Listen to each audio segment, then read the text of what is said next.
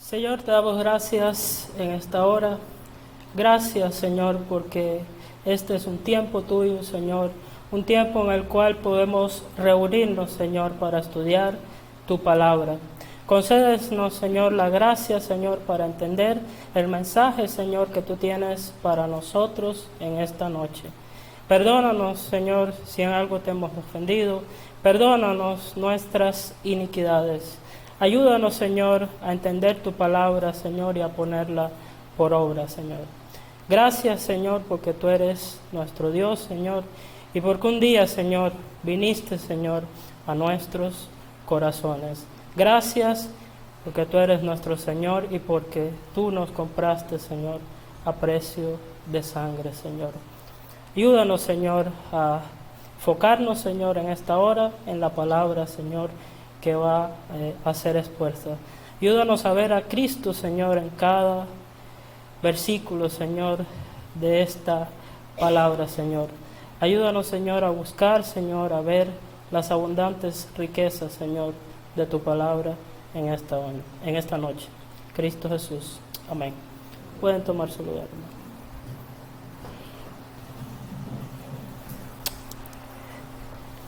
El jueves 5 de agosto del año de 2010 iba a ser un día normal como cualquier otro en la mina San José de Chile. Aproximadamente a las 2:30 de la tarde, dentro de esta mina ocurre un colapso, dejando atrapados a 33 mineros a unos 720 metros de la superficie. Luego, después de este colapso, las autoridades se pusieron de acuerdo y empezaron las labores de rescate. El siguiente día, el día viernes, desde horas de la madrugada, se buscaba rescatar a estos mineros. Primeramente no se sabía si habían vidas que habían quedado atrapadas. Estos mineros durante este momento buscaron una salida a través de una escalera que llevaba a un conducto de ventilación. Sin embargo, la empresa había dejado de hacer un pequeño tramo de esa escalera y este intento por parte de los mineros fracasó. El sábado, o sea, 2 días después, hubo un nuevo colapso y colapsó esta entrada de la ventilación.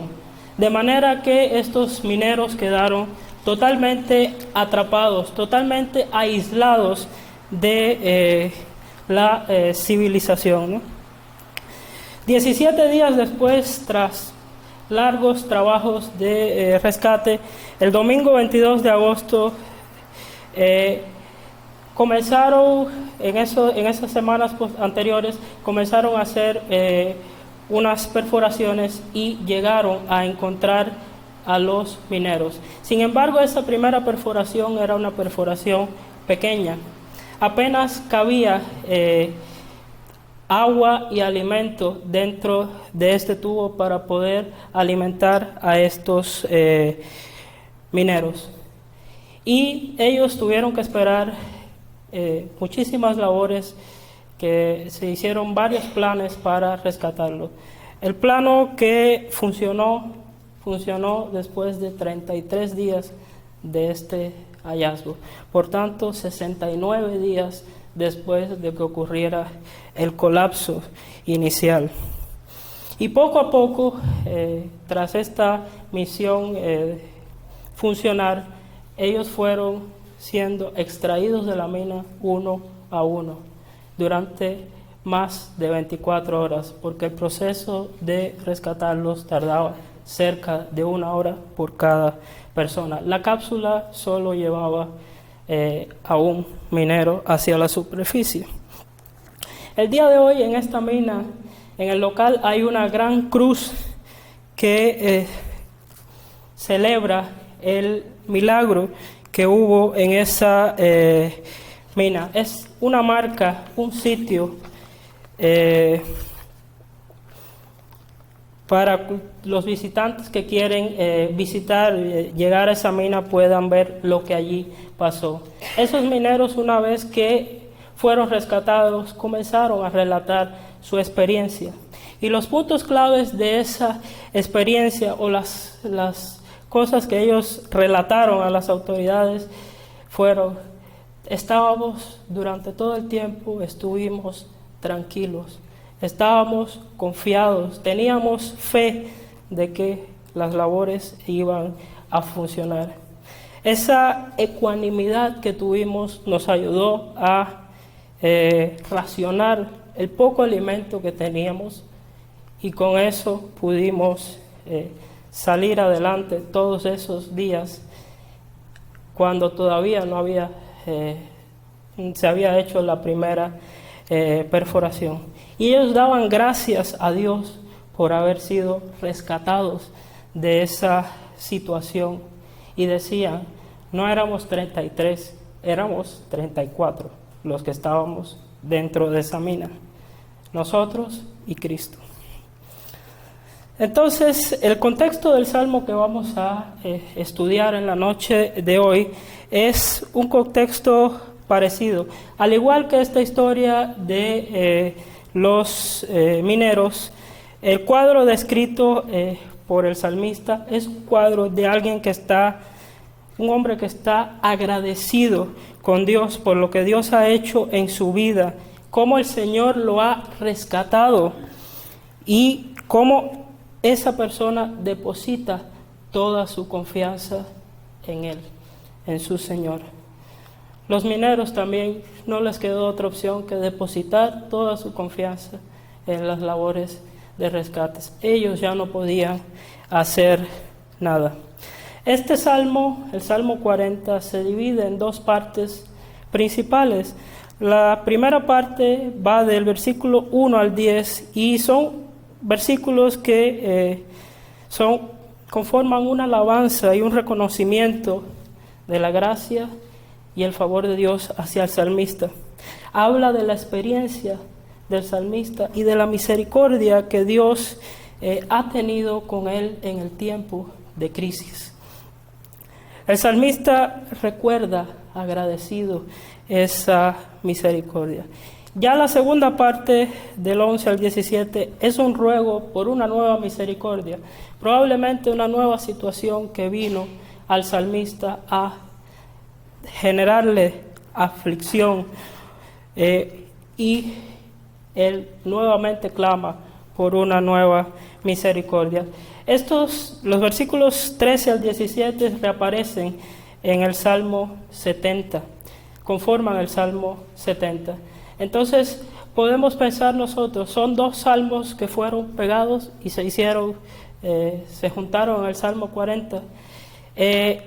Digamos que son dos partes que combinan muy bien. La estructura literaria dice o muestra que no están separados estas dos partes. Esta noche he escogido la porción del versículo 4 al 10 para basar mi exposición. Y la estructura que vamos a desarrollar en esta noche se compone de 3 puntos. El primer punto, el número 1, lo titulé La confianza del siervo, los versículos 4 y 5. El punto 2, la llegada del siervo, versículos 6 a 8. Y el punto 3, las buenas nuevas o el evangelio del siervo, versículos 9 a 10. Entonces, iniciemos nuestro punto 1, la confianza del siervo.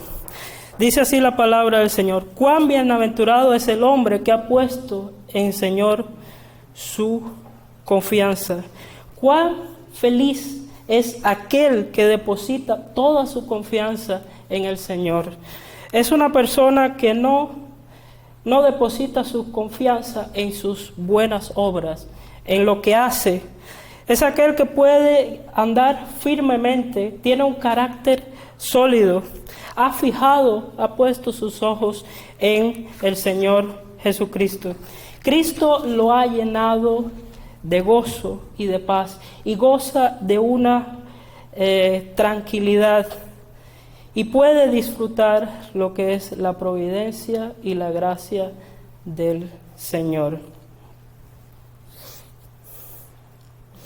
Es alguien que a través de la fe ha puesto en Cristo Jesús, ha contemplado la gloria del Señor en diversas situaciones de su vida y ha aprendido a temer al Señor en justicia y a descansar en su misericordia. Pero para entender esta confianza de este siervo, me gustaría que revisáramos la experiencia de esta persona, de este salmista, para entender el porqué de la gratitud y el porqué de la confianza de él. Veamos, esa experiencia la vamos a ver en los primeros 3 versículos de este salmo. Dice así: al Señor esperé pacientemente, versículo 1, y Él se inclinó a mí y oyó mi clamor. Estos 3 versículos nos muestran la verdadera gracia del Señor que ha sido manifestada en la vida del salmista. El salmista clama a Dios y dice: en el Señor esperé pacientemente.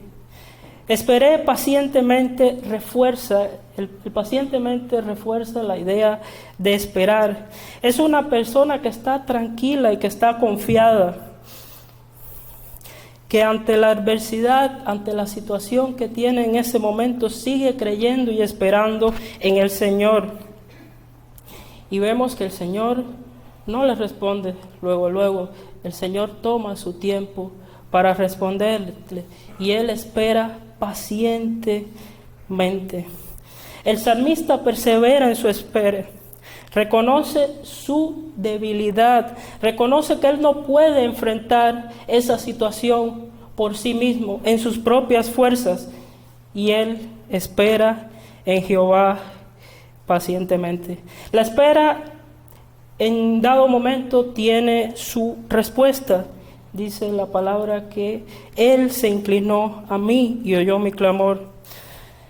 Qué gracia esa, que podemos ver que el Señor presta atención a sus hijos, escucha su clamor. Qué motivo tan maravilloso para alabarle, saber que tenemos a alguien que nos escucha en nuestro clamor. Tenemos un Dios que nos escucha en cuanto perseveremos en Él, en la espera. Dice el versículo 2: me sacó del pozo de la destrucción y del lodo cenagoso. Aquí podemos ver un contraste entre lo que es el lodo cenagoso. Dice: me sacó del pozo de la desesperación, de la destrucción y del lodo cenagoso, y asentó mis pies sobre una roca. ¿Qué es un lugar cenagoso? Es un lugar en el cual si te mueves puedes llegar a hundirte, puedes llegar a caer, porque es tierra que no está firme. Sin embargo, el Señor saca al salmista de esa situación y lo pone sobre roca firme. No solo lo saca de esa situación, lo pone sobre roca firme y afirma sus pasos. O sea, no solo te libera de esa situación que estás viviendo, sino que te fortalece después de esa situación. Él te saca de ese lodo cenagoso y te pone tu vida sobre un fundamento sólido y guía tus pasos. Cristo es esa roca firme de nuestra salvación, es esa fortaleza. Y bueno, estos dos versículos muestran, podemos ver aquí una prefigura del sufrimiento que nuestro Señor Jesucristo tuvo en esa situación. El Señor también estuvo en el pozo de la desesperación, en ese lodo cenagoso. Veamos esto en Hebreos 5, del 7 al 8. Dice así la palabra del Señor. Cristo en los días de su carne, habiendo ofrecido oraciones y súplicas, Cristo, nuestro Señor Jesucristo, está orando y suplicando con gran clamor y lágrimas al que el que podía librarle de la muerte, fue oído a causa de su temor reverente. Y aunque era hijo, aprendió obediencia por lo que padeció. El Señor Jesucristo también estuvo en esa situación. Muchos de nosotros vivimos estas situaciones prácticamente a diario. Y el salmista sabemos que las vivió también. Muchas veces fue perseguido por reyes, fue perseguido hasta por su propio hijo que quería quitarle el reino, ¿no? Pero nosotros sabemos que muchas son las aflicciones del justo, pero la confianza de nosotros es que el Señor nos va a liberar de todos. ¿Cómo estamos, hermanos, en esta hora? ¿Estamos menguando? ¿Estamos siendo fortalecidos por medio de las situaciones que vienen a nuestra vida? ¿O estamos cayendo en el lodo cenagoso? Estamos intentando hacer esas situaciones, tomarlas por nuestras propias fuerzas, y estamos enredándonos más, estamos hundiéndonos más en ese el lodo de la destrucción. La respuesta natural para esto, para esa persona que ha sido sacada del pozo, de esa desesperación, del hoyo de la destrucción, es que Él pone un cántico nuevo. Dice el versículo 3, puso en mi boca un cántico nuevo, un cántico de alabanza a nuestro Dios. Muchos verán esto y temerán y confiarán en el Señor. El que vive, la persona que está en Cristo, el que vive para la gloria del Señor, siempre va a tener un motivo para alabarle. Siempre va a tener un cántico nuevo en su boca. Dice Primera de Tesalonicenses 5:19, dad gracias en todos, porque esta es la voluntad del Señor. El Señor nos dice que siempre, en toda situación que Él nos saque, nos libre, debemos dar gracias. Debemos ser agradecidos al Señor por todo lo que Él hace en nuestras vidas. Aunque sean mínimas cosas, debemos darle gracias a Dios por eso. Eso es lo que el Señor quiere, eso es lo que el Señor te pide, que seamos agradecidos y siempre recordemos en dónde estamos y de dónde Él nos sacó. Por eso el salmista alaba a Dios y con esto piensa que otras personas también van a ser beneficiadas por el testimonio o por la experiencia. Por eso es que dice aquí, muchos verán esto y temerán y confiarán en el Señor. Podemos ver un aspecto relevante dentro de estos 3 versículos, y es que dice en el versículo 1, el Señor se inclinó a mí, Él me sacó, Él puso mis pies sobre roca y puso cántico nuevo en mi boca. Aquí lo que podemos ver es que todos los méritos de esta salvación son de Cristo. No es para que nosotros nos gloriemos. La gloria siempre es para Cristo Jesús. Entonces, el Señor nos capacita, nos da situaciones para que podamos vivirlas, para que nuestra fe sea puesta a prueba y podemos, a través de esa situación, enseñarles a otros y guiar a otros que estén pasando por esas mismas situaciones. Dice el versículo 4, cuán bienaventurado es el hombre que ha puesto en el Señor su confianza. El salmista ya lo ha experimentado. Esa es la experiencia del salmista, que el Señor lo ha librado de ese pozo. No una, sino que varias veces lo ha librado. Entonces el salmista, la respuesta natural del salmista es poner toda su confianza en el Señor. Esa actitud de confianza es algo que no es natural en nosotros, es algo que va siendo desarrollado en la medida que conocemos a Cristo, el Evangelio y su palabra, a medida que nos deleitamos en su palabra. Sabemos que nosotros no podemos ayudar a otros si nosotros no somos capacitados día con día por medio de la palabra. Y dice aquí, y no se han vuelto a los soberbios, ni a los que caen en falsedad. En este mundo hay muchas voces, hay muchos criterios, hay muchas opiniones. Y mientras no estemos lavándonos y instruyéndonos por medio de la palabra, vamos a tener un serio riesgo de caer en esas falsedades que el mundo nos ofrece. Entonces la vida del creyente, del cristiano, es siempre buscar instruirse en la palabra, conocer más de la gracia de Dios para no caer en esas falsedades. Hay muchas voces, hay muchas personas que sugieren alternativas para tus problemas. Te dicen filosofías, te hablan de filosofías para resolver tus problemas. Y muchos de ellos son hipócritas en esto que hacen, porque muchos ni siquiera los practican esto que enseñan. Dice el versículo 5, muchos son, Señor, las maravillas. Dice, el Señor, salmista reconoce todas las maravillas que el Señor ha hecho en su vida. Él ve que el Señor es su única opción, su único refugio, porque siempre lo ha hecho. Anteriormente lo ha librado de situaciones. Por eso es que el salmista descansa en el Señor.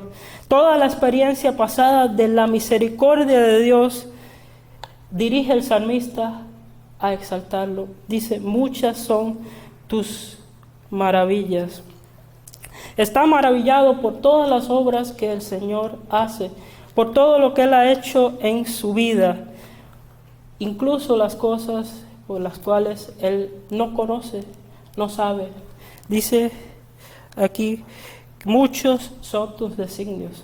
Muchas veces no sabemos por qué enfrentamos ciertas situaciones, pero sin embargo, el Señor nos lleva a confiar en Él, aunque no entendamos lo que está pasando en ese momento.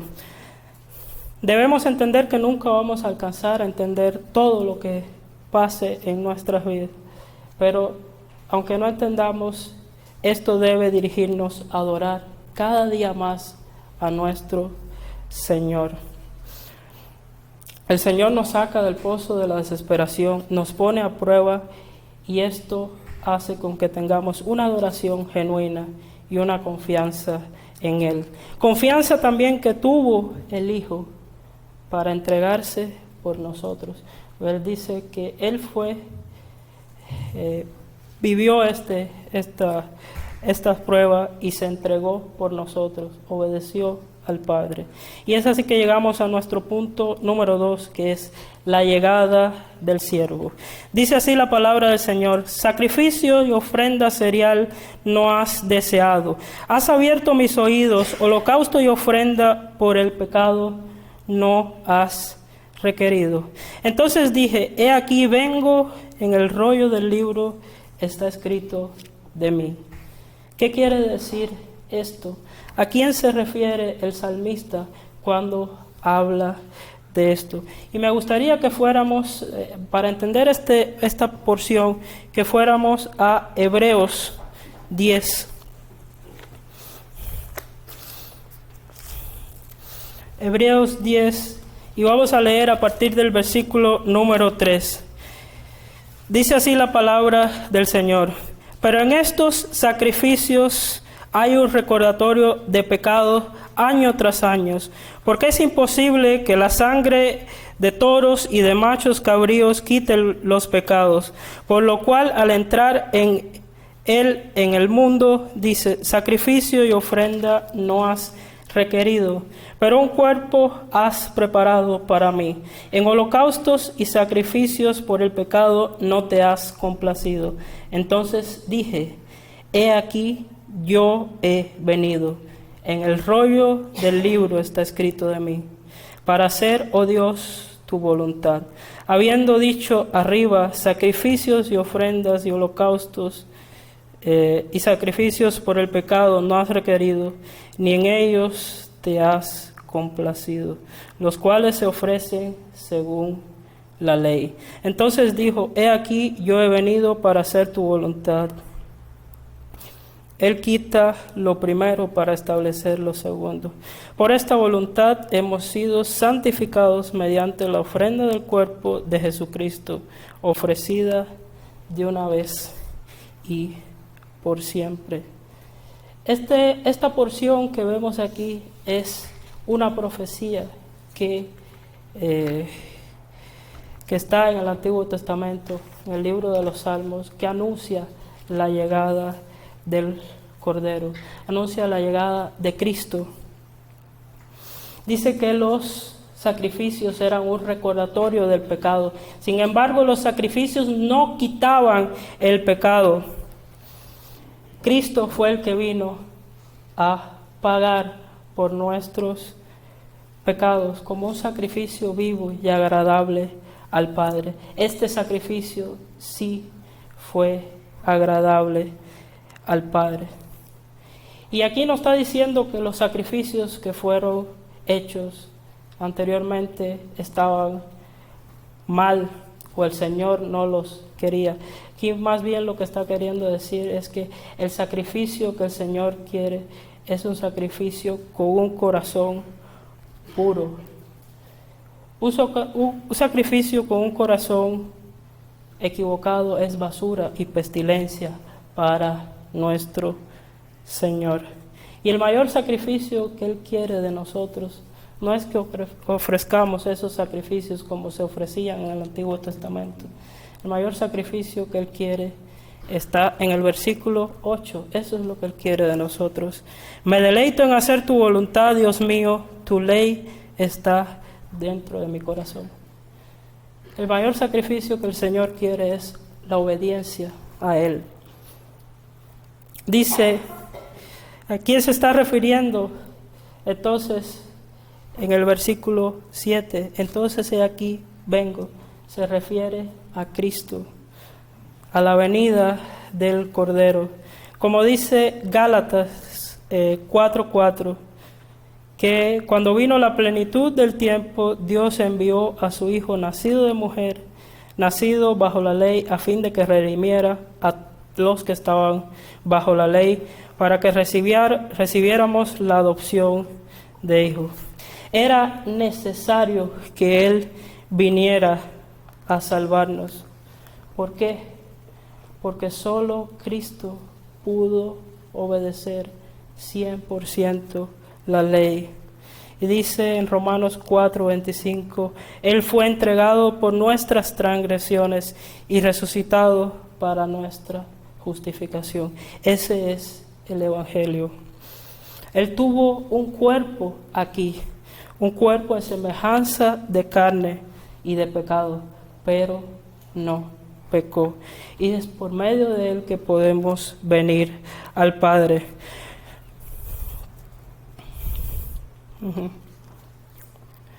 Él es el que puede borrar toda tu condenación, todo el pecado que tú has cometido. El pecado ya no tiene poder en tu vida, porque Él pone en ti el Espíritu Santo para que tú vivas una vida sin mancha, agradable a Él, por medio de ese sacrificio que Él hizo. Él pagó todo en mi lugar todo en mi lugar y en tu lugar. El justo juicio de Dios, que es un Dios santo, que tiene que condenar al pecado, cayó sobre Él en esa cruz. Y nosotros ya somos libres de toda condenación. Libres para que podamos vivir una vida para su gloria, en obediencia a Él. Ese es el verdadero sacrificio que Él quiere de nosotros. Obediencia a Él. Y con esto llegamos a nuestro punto 3. Las buenas nuevas del siervo. Dice, he proclamado las buenas nuevas de justicia en gran congregación. He aquí, no refrenaré mis labios. El Señor te ha salvado. Ya eres libre de toda condenación. Él te sacó de ese pozo de la desesperación. Te dio vida cuando estabas muerto en tus delitos y pecados. Y te salvó por gracia. Te eligió antes de la fundación del mundo y quitó de ti ese corazón de piedra y puso en ti un corazón de sangre. Y no solo eso, te llamó a arrepentimiento y a fe en Él. Te selló con su espíritu y hoy tú te deleitas en su ley. ¿Y qué es lo que Él te pide a cambio? ¿Qué es lo que Él pide de ti? Que tú prediques su palabra, que proclames esas buenas nuevas para que otros también lleguen a conocer la obra del Evangelio. Dice que debes proclamar las buenas noticias. Eso es lo que Él quiere de ti. Lo estamos haciendo, amados hermanos. Lo estamos haciendo, estamos buscando hacer que otros también conozcan esa misma gracia que un día llegó a nuestras vidas y nos sacó de nuestra vana manera de vivir. Estamos cumpliendo la gran comisión que el Señor nos dejó en Mateo 28. Dice que las buenas nuevas es el Evangelio, es esto, es Cristo muriendo por nuestros pecados para satisfacer la ira de un Dios santo que no puede dejar por inocente al culpable. Eso es lo que cada uno de nosotros debemos predicarle a aquellas personas a las cuales queremos que el Señor haga la obra y puedan venir a arrepentimiento. No prediquemos que el Señor está buscando más personas, a esas personas no les digas que son importantes para Él. Predícales el Evangelio.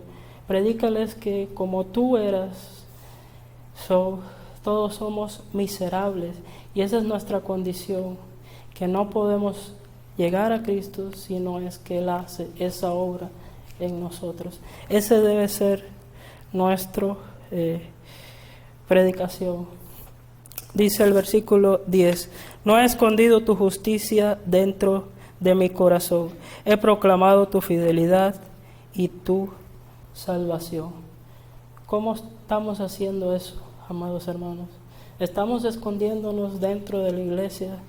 Estamos viviendo una vida de domingos en la cual no predicamos y no anunciamos las buenas nuevas durante toda la semana para que otras personas también lleguen a Cristo. Si hemos estado fallando en eso, pidámosle al Señor que nos dé convicción de pecado. ¿Y qué es lo que el Señor dice cuando fallamos? Arrepiéntete y cree nuevamente en el Evangelio. Cada día, amados hermanos, necesitamos ser justificados por nuestro Señor, por esa obra. Debemos tener y estar conscientes de que Cristo vino. Él estuvo en esta tierra, en carne, semejanza de carne y de pecado. Murió por ti y por mí. Él fue el único que pudo cumplir toda la ley para que tú tuvieras vida. Prediquémonos, amados hermanos, el Evangelio todos los días. Y si hemos estado fallando, amados hermanos, el Señor dice que nos arrepintamos y que pongamos nuevamente nuestra fe en Jesucristo. Vamos a orar. Padre, te damos gracias en esta hora. Gracias porque tú has traído, Señor, esta palabra, Señor, en esta noche, Señor. Danos, Señor, convicción, Señor, de pecado. Sabemos que no hemos sido fieles, Señor, en todo esto, Señor, que tú has dicho, Señor. Sabemos que no hemos sido ese siervo, Señor, confiado, Señor, en medio de las tribulaciones y de las adversidades, Señor. Fortalécenos, Señor, para que podamos confiar en ti. Ayúdanos cada día más a depender de ti, Señor. Ayúdanos a tener en cuenta ese evangelio, ese sacrificio, Señor, que tú hiciste por nosotros. Ayúdanos a predicarnos el evangelio día con día, Señor. Y danos esa fortaleza y ese carácter de hijos, Señor, para que podamos llevar, Señor, esa buena nueva, Señor, a aquellos que aún, Señor, tú no les has concedido el arrepentimiento. Perdónanos, Señor, porque hemos fallado, Señor. Fortalécenos, Señor, y ayúdanos, Señor, a seguir creciendo, Señor, en tu gracia. Toma un tiempo, amado hermano. Respóndele a tu Señor, Señor, en esta noche, Señor.